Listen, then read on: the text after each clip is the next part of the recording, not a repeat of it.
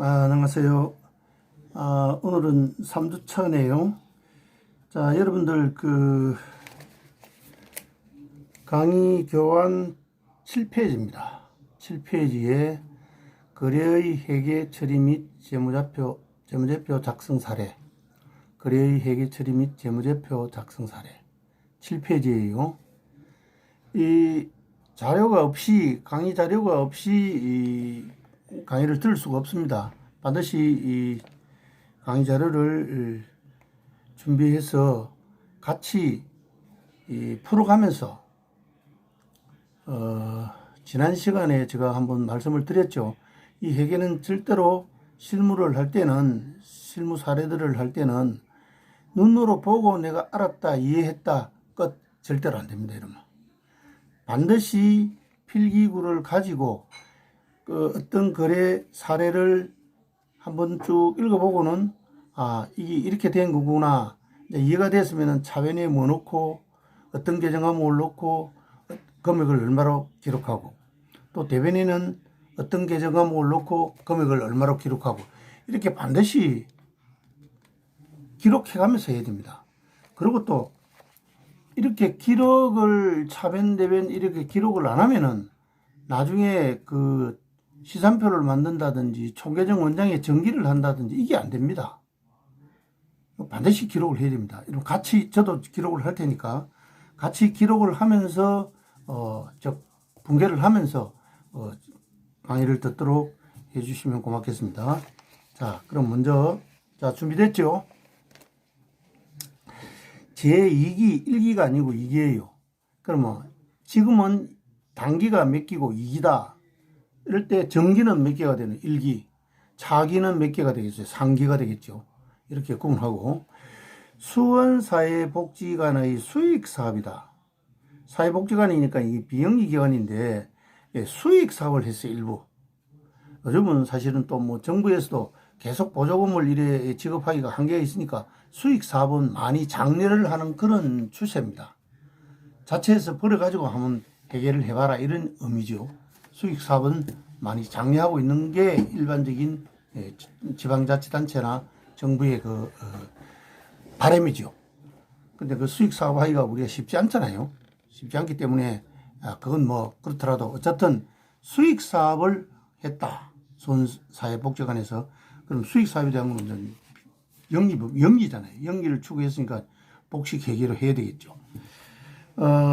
수익사업인데 어떤 사업이냐 하면은 1월 1일 날 보니까 전문가 알선 용역, 전문가를 소개해주고 전문가들을 갖다 매치시켜주고 일정 수수료를 받는다.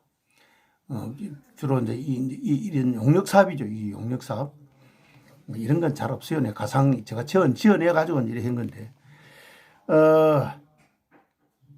이와 관련해가지고 첫째, 동그라미 1번, 회계 처리하고, 총계정 원장 정기하고, 결산 정리 사항 분계 정기, 재무상태표와 손익계산서를 작성하라. 일목요연하게 한 회계 사이클을 다 하도록 이렇게 지시를 했어요. 자, 수익사업 앞에 먼저 그럼 하나 더 말씀을 드리는데, 수익사업이니까 이거는 서비스업이죠. 그죠? 서비스업이다. 3차 산업인 서비스업이다. 가장 쉽게 접근할 수 있는 게 이제 상사기업이거든요. 상품 사고 팔고 하는 거. 상품 사고 팔고 하는 거. 이건데 그 부분은 나중에 전산 회계 부분, 전산 프로그램에 의해서 하는 부분은 그때 가서 하기도 하고, 여러분들이 지금 근무하는, 종사하는 곳들이 대부분 이런 서비스업이기 때문에 제가 이제 이런 안을 만드는 겁니다. 그리 이해를 하시고, 회계 주체가 상사 기업인지 제조 기업인지 그 다음 또 서비스업인지에 따라서 계정 과목 분류도 좀 달라지고 거래 자체도 좀 달라집니다. 상사나 서비스 기업은, 상사 기업이나 서비스 기업은 그냥 외부 거래로 해서 끝나는데, 제조 기업의 경우에는 또 외부 거래 플러스 내부 거래가 있습니다. 그게 뭐 내부 거래가 어떤 게냐면 공장 내에서 제품을 만드는 것도 하나의 거래로 보는 거예요. 그렇게 해야 나중에 단기 완성도 물건가를 구할 수가 있으니까. 이게 이제 내부 거래가 더 부수적으로 따르니까 더 복잡하지요. 계정 과목 수도 더 많아지고 아무래도. 보통 상사기업보다는 물론 상사기업 큰 것도 있지만 일반적으로 봤을 때 제조기업에 비해 스케일이 좀 더 크잖아요. 크고 계정 과목도 더 많아집니다. 그렇게 이해를 하고 여기서는 서비스업에 대한 사례다 하는 걸 먼저 말씀드리고요. 자, 붕괴는 여러분들 지금 제시되어 있는 강의안 밑에 공란이 있습니다. 그 공란에다가 차변, 대변 이렇게 기록을 하면 되겠어요. 이렇게 기록된 걸 나중에 이제 총계정 원장에 전개할 때는 별도로 여러분들이 이제 다른 종이를 갖다가 준비를 해가지고 그 종이에다가 각 총계정 원장에 우리 이 수원 사회복지관에서 사용할 계정 과목 전체를 또 이제 물론 뭐 정식 총계정 원장 양식은 못하더라도 T자 계정으로 해가지고 전기를 합니다. 전기를 해서 또 이 잔액 부분을 갖다가 또 이제 가지고 어디로 가느냐, 잔액 시산표 만들러 가는 거거든요. 그러니까 처음 이 붕괴가 되어지지 않으면 그 다음 진도가 나갈 수가 없어요. 알겠죠? 그러니까 반드시 1월 1일부터 12월 31일까지 각 일어난 거래들을 갖다가 그 교환 밑에 공란에다가 붕괴를 해주시도록 부탁을 합니다. 자, 그럼 자 1번 1월 1일 한번 봅시다. 수원시 종합사회복지관은 수익사업인 전문가 알선 용역사업을 위해 추가로 건물 이미 이기니까 이미 정기에 이미 출자를 받아놨습니다. 출자를 받아가 시작을 했어요. 추가로 건물 5천만 원, A는 10, 잔존가치는 500만 원이에요. 요 A는 뭐를 표시하는 거냐면은 이 건물의 내용 연수를 이야기하는 겁니다. 이 건물은 10년 동안 쓸 수 있다. 건물이 뭐 20년, 30년 쓰는 것도 있고 10년도 못 쓰는 게 있겠지만 이게 가정인 겁니다. 이 건물은 10년 동안 쓸 수 있다. 그 다음 잔존가치. 잔존가치는 뭐냐? 이 건물을 10년 쓰고 나면은 이제 더 못 쓴다. 못 쓰는데 이제 이 폐가로 처분을 할 때 이 건물을 10년 쓰고 나서 처분을 할 때 받을 수 있는 꼬물값은 500만 원이다. 우리가 다 수명대로 다 쓰고 나도 이 건물은 500만 원 받을 수 있다. 물론 이제 그게 뭐 고철도 나오고 뭐 여러 가지 안 나오겠어요. 이런 거 다 처분하면 500만이다. 이렇게 추정해 놓은 거예요. 이 잔존가치라는 것은 확실히 실현된 가치는 아니에요. 10년 후에 이 건물이 내용 연수가 다 되고 나도 500만 원 값은 있다. 뭐 고철을 팔든지 뭐 목재를 팔든지 뭐 이래 해도 500만 원 받는다. 이런 이야기예요. 그게 잔존가치입니다. 유형자산에서는 반드시 이 내용 연수와 잔존가치가 나와줘야 됩니다. 유형자산에서는. 그래야만이 뭐를 할 수 있느냐면 감가상각을 할 수가 있어요. 요 자료가 없으면 감가상각을 못 합니다. 그 다음 이제 기본금 5천만 원을 또 추가로 출자 받았네. 추가로 건물 기본금 5천만 원, 그 다음에 출자 받아 기본금 5천만 원을 출자 받았다. 여기까지가 이제 출자 받은 기고. 그 5천만 원 가운데서 4천만 원은 보통예금 통장에 넣고 잔액은 현금으로 지금 가지고 있다. 이렇게 되는 거예요. 자, 들어온 게 뭐고 나간 게 뭔가 이제 구분을 해보세요. 나간 거는 보통예금 통장에 입금했으니 돈이 4천만 원 나갔네. 얼마 들어와가지고 5천만 원 받아 바로 통장 입금했네. 돈 들어온 건 얼마 들어왔노? 기본금 출자 받았으니 5천만 원 들어왔네. 건물 들어왔나 나갔나? 출자 받았으니까 건물을 들어온 거잖아요. 처분을 했다 하면 어떻게 건물 나간 거죠. 이렇게 이제 분석이 돼야 되는 겁니다. 자, 그러면 건물 들어왔나 나갔나? 들어왔다. 들어왔으니 정가가 감소가 정가다. 그럼 어디에 놓고 차변에 놓자. 자, 차변에 기록을 했어요. 차변에 건물 금액은 얼마짜리? 금액은 5천만 원짜리다. 5천만 원. 차변에 건물 5천만 원 자산의 정가. 출자를 받았으니까. 누가 출자한 사람은 따로 있죠. 뭐, 그건 우리 지금 여기서 신경 필요 없고, 출자를 받았어. 우리 수원 사회복지관에서 5천만 원짜리 건물을 하나 받았어. 출자로 받았어. 그렇죠? 그러면 이제 차변의 건물의 증가 이렇게 됐다. 또 그 다음에 이제 기본금 5천만 원도 현금으로 받았네요. 건물도 출자받고 돈도 출자받고. 그럼 들어온 게 얼마 들어왔노? 5천만 원 들어왔는데 5천만 원 중에서 바로 4천만 원은 보통예금에 입금했잖아요. 그럼 바로 보통예금을 증가시키자. 그럼 보통예금 4천만 원 되겠죠. 보통예금 4천만 원 이렇게 또 차변해 줬고 조금 복잡하다 그죠? 그 공간이. 그럼 자 차변에 건물 5천만 원 기록을 했고 보통예금 4천만 원 기록을 했고 나머지 1천만 원은 뭐 했노? 현금으로 가지고 있다. 현금. 또 다시 차변에 현금 1천만 원.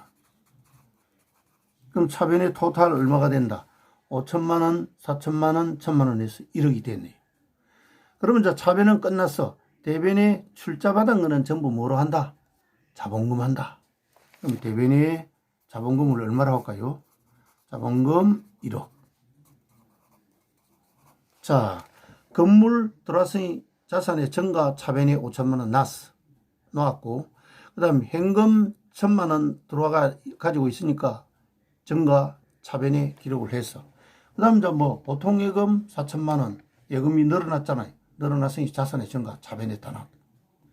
차변에 들어온 보통예금, 건물, 현금은 전부 들어왔으니까 늘어났으니까 자산의 증가다.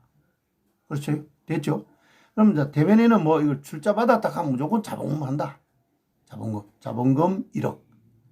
자본 부채 계정 과목은 증가가 어디에 놓입니까? 대변에. 그래서 대변에 놓이면서 자본의 증가 이렇게 되는 거예요. 다시 기록이 됐나요? 다시 한 번 더. 차변에는 건물 5천만 원, 보통예금 4천만 원, 현금 1천만 원, 대변에는 자본금 1억. 이런 차변의 합계 금액하고 차변과 대변이 일치하잖아요. 이게 바로 대차 평균입니다. 출자를 1억 했다 하면 우리가 출자 내역 받은 것도 우리 자체에서 1억 돼야 될 거 아닙니까? 그죠? 그래야 또 논리에 맞잖아요. 그 루카 파치오리가 요 논리에서 복식부의 원리를 찾아낸 겁니다. 그러면 1번은 해결이 됐고요. 그 다음 두 번째는 건물을 보험에 가입하고 보험료 20만 원을 지출하다. 보험료를 냈네요. 보험회사에 뭐 삼성화재, LG화재, LG 보험회사, 어떤 보험회사든지 보험회사에 보험을 가입하고 현금을 보험료로 5천만 원 지출했다. 자, 지출했으니 제일 먼저 탁 눈에 띄는 것부터 먼저 해요. 현금이 나갔나 들어왔나? 나갔네. 지출했으니. 지출했는데 들어왔다. 그 말이 안 되잖아요. 현금이 나갔다. 현금이 나갔으면 현금이 증가가 감소잖아요. 감소면 어디 놓고? 대변에 놓자. 대변에 현금 얼마? 20만 원. 그럼 차변에는 뭐로 현금 20만 원이 나갔다? 보험료로 나갔다. 보험료. 건물의 보험료입니다. 건물의 보험료니까 이제 본사 건물의 보험료다. 관리비가 되겠죠. 영업하는 영업 점포의 보험료다. 그럼 영업비가 되죠. 관리비가 판매비가 되죠. 어쨌든 이 보험료는 판매비와 관리비에 들어간다. 이 판매비와 관리비의 종류가 많았죠. 종업원의 급여, 보험료, 통신비, 수도 광열비, 여비 교통비, 접대비, 그 다음 또 기말에 총처사는 대손상각비, 강가상각비, 또 뭐 전표를 빌렸으면 임차로 이런 것들이 전부 판매비와 관리비에 들어간다. 영업활동을 하기 위해서, 주 영업활동을 하기 위해서 사용된 비용들입니다. 이 비용은 뭐를 전제로 해서 발생시킨다. 왜 비용을 써노? 돈 벌기 위해서. 수익을 창출하기 위해서 이 비용이 발생되는 겁니다. 그렇게 정리를 하고요. 그럼 차변의 보험료, 판매비와 일반관리비, 판매비와 관리비, 비용의 발생은 차변이잖아요. 차변, 대변의 현금, 자산의 감소 이렇게 되는 거예요. 자, 두 번째 차변에 나오는 이 보험료는 나중에 뭐를 만드는 데 쓰입니까? 이거는 손익계산서 차변에 가잖아요. 비용은 차변에 다 모이잖아요. 손익계산서 작성할 때 쓰이는 계정 과목이다. 즉 손익계산서 계정 과목이다. 앞에 1월 1일 날 나온 계정 과목들은 건물, 현금, 보통예금, 이 자산이잖아요. 대변의 자본, 이거는 재무상태표 계정 과목. 재무상태표 계정 과목은 나중에 뭐 만드는 데 쓰노? 재무상태표 만드는 데 쓰죠. 손익계산서 계정 과목은 손익계산서 만드는 데 쓰고 이거 되죠. 자꾸 반복해서 설명할 테니까 이때 여러분들이 자기 걸 만들어야 됩니다. 세 번째는 3월 8일 컴퓨터 40만 원 구입하고 현금을 지출하다. 수원사회복지관에서 컴퓨터를 왜 샀을까? 한번 생각해 보세요. 컴퓨터 팔라고 컴퓨터 샀어요. 이거는 목적 사업이, 수익 사업이 알선이잖아요. 알선하, 전문가를 알선하는 사업이지 컴퓨터 파는 사업이 아니잖아요. 그러면 컴퓨터를 뭐하러 샀겠노? 사용하려고 샀겠지. 회계 처리도 하고 장부 정리도 하고, 그죠? 사용하기 위해서 썼다. 사용해서 뭐 하려고? 알선 용역에 사용하려고. 알선 용역에 사용해서 뭐 하려고? 돈 벌려고. 그럼 자, 사용하기 위해서 구입을 했으면 이걸 뭐로 해야 되겠나? 1년만 사용하는 게 아니라 1년 이상 쓴다. 비유동자산이죠. 비유동자산이면서 컴퓨터는 형태가 있죠. 형태가 있으니까 무슨 자산? 유형이잖아요. 유형자산이잖아요. 유형자산 중에서 사용하기 위한 거, 사용하려고 하는 거, 건물이가, 토지가, 비품기가, 기계장치가, 차량운반구가 어디에 되겠어요? 이거는 비품이어야 된다. 이렇게 구분하는 거예요. 유형자산 가운데서 건물이다. 딱 건물로 드러나잖아요. 그 다음 토지다. 앞으로 뭐 공장 지으려고, 회사, 사무실 지으려고. 그 다음 또 뭐, 그럼 자동차를 샀다. 차량운반구. 기계장치를 샀다. 기계장치. 이러면 되는데, 그 외에, 이런 거 외에는 사용하기 위해 쓰는 거는 잡동사니들은 전부 비품으로 한다. 컴퓨터를 샀다. 냉장고를 샀다. 그 다음 뭐 또, 캐비넷을 샀다, 뭐 책걸상을 샀다, 다 비품으로 처리하면 되는 겁니다. 됐죠? 그래서 사용하기 위한 컴퓨터, 사용하기 위한 냉장고, 사용하기 위한 선풍기, 사용하기 위한 에어컨, 됐죠? 이건 비품이다. 그럼 뭐 차변에 뭐를 해야 되겠어요?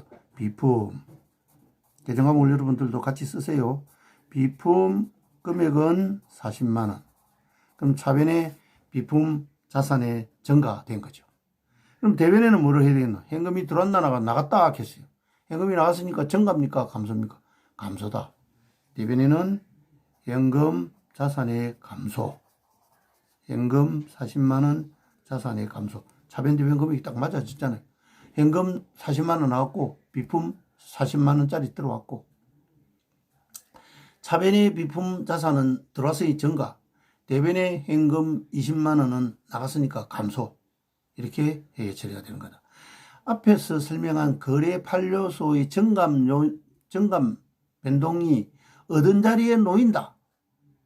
그것 딱 알고 그 다음에 요게 자산이다, 부채다, 비용이다, 자본이다, 수익이다. 이거 알면 회계 처리 다 되잖아요. 그런 거 없어요, 여러분 거. 요게 회계 바로 핵심적인 기초입니다. 알겠죠? 자, 다시입니다. 4월 1일 현금 120만 원을 연이율 10% 4개월간 타 시설에 대여하다. 연이율 10%로 4개월간 빌려줬네. 전혀 이자는 안 받지는 않는다. 이자를 좀 받겠다 이런 심리입니다. 현금 120만 원을 다른 시설에 빌려줬다. 돈 좀 빌려달라고 해서 빌려줬어요. 그럼 빌려줬으니까 돈이 들어왔어요? 나갔어요? 빌려줬는데 돈이 들어왔나? 아니죠. 빌려왔으면은, 차입해 왔으면은 돈이 들어왔죠. 빌려줬으면 돈이 나갔다. 그거부터 먼저 착안한 거예요. 돈이 나갔으니까 현금 나갔으니 자산의 증가가 감소다. 그러면 현금 120만 원을 어디에 놓고 대변에 놔야 돼요. 그럼 먼저 대변부터 놓으세요. 여러분들이 분석을 했을 때 빨리 이해가 되는 부분부터 먼저 기록을 하면 됩니다. 빨리 알아차리게 되는 변부터 대변의 금액 얼마 120만 원 뭐가 나갔노? 현금이 나갔다. 대변에 현금 120만 원 나갔으니 자산이 감소가 된 거예요. 그러면 차변에는 뭐였고? 대여했다. 대여. 빌려줬다는 이 말 아닙니까? 그럼 대여금입니다. 대출금, 대여금 이거는 빌려준 기고 차입금 이거는 빌린 기고 빌린 거는 앞으로 갚아야 되니까 부채가 되지만 빌려준 거는 뭐가 됩니까?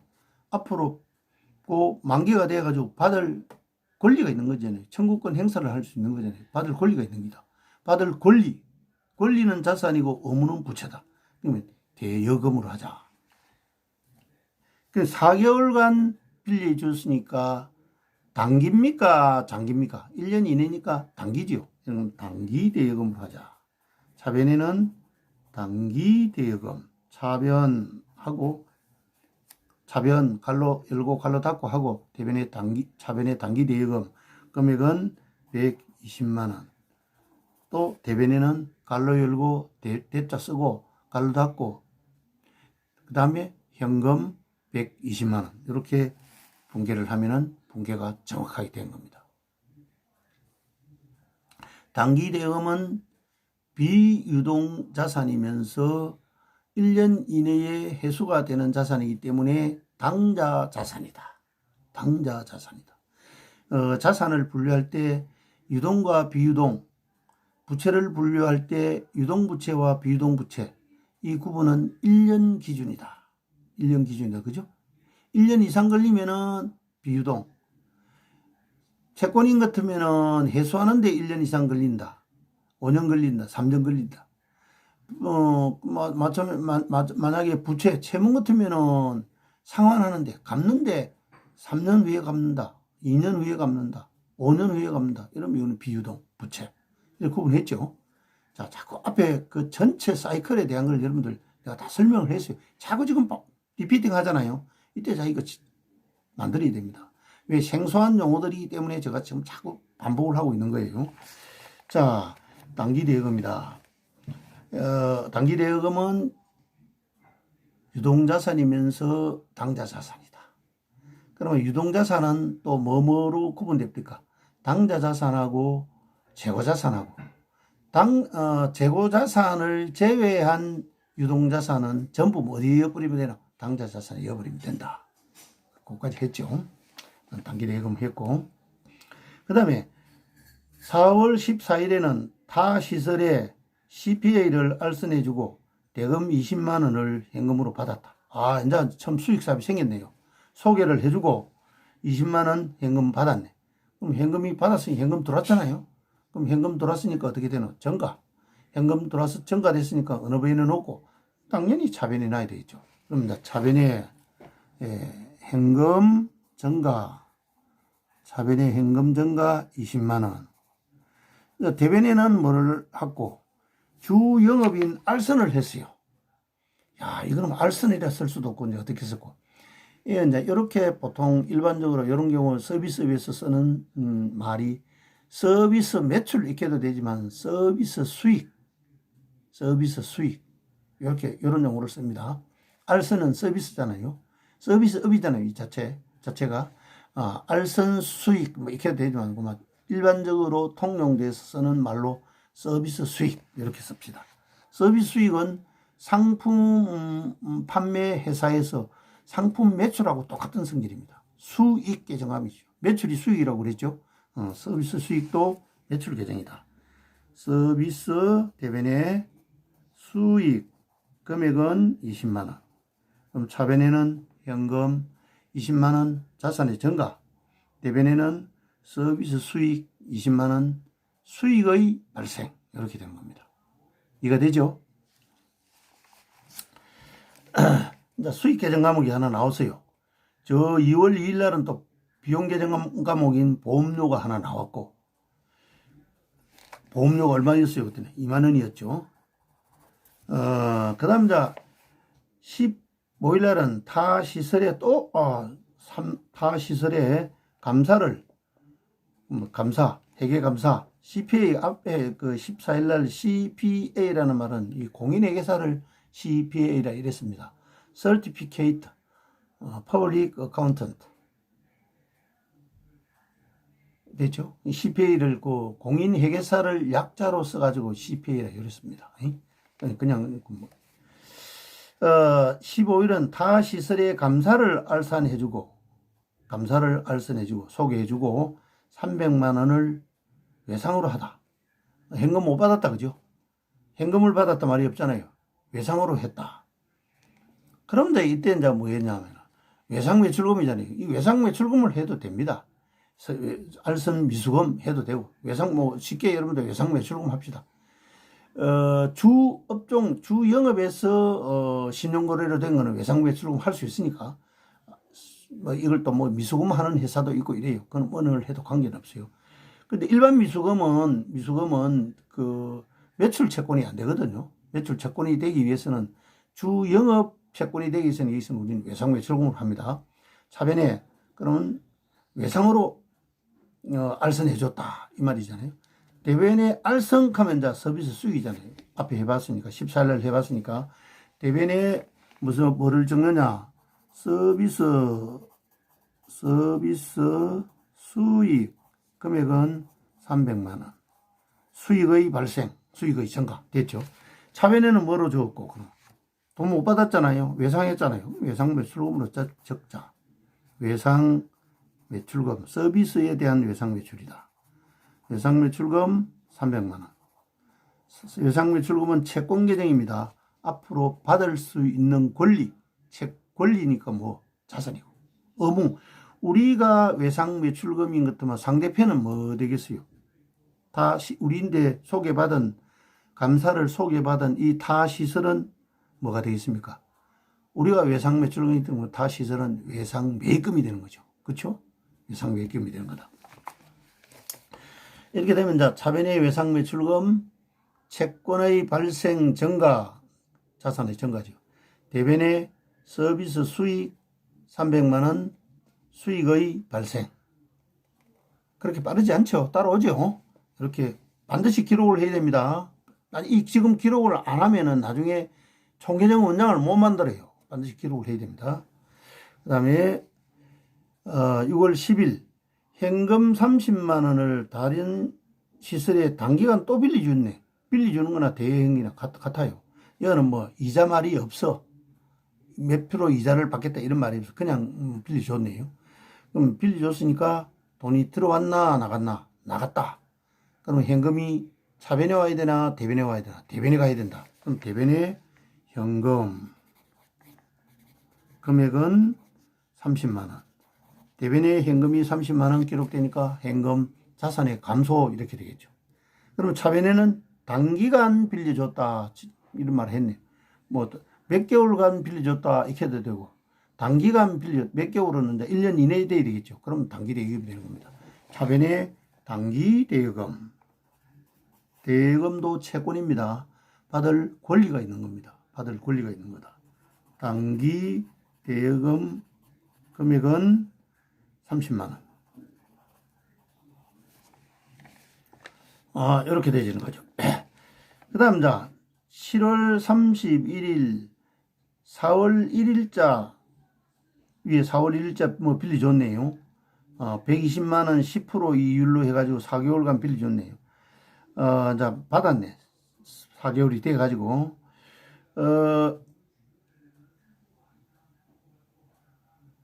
시설에 대여한 단기 대여금 100만 원과 그 이자 중 일부인 2만 원을 함께 회수했다. 상환 받았네요. 그럼 돈이 들어왔다, 그죠? 100만 원하고 다 못 받았네요. 120만 원 중에서 100만 원만 받았다.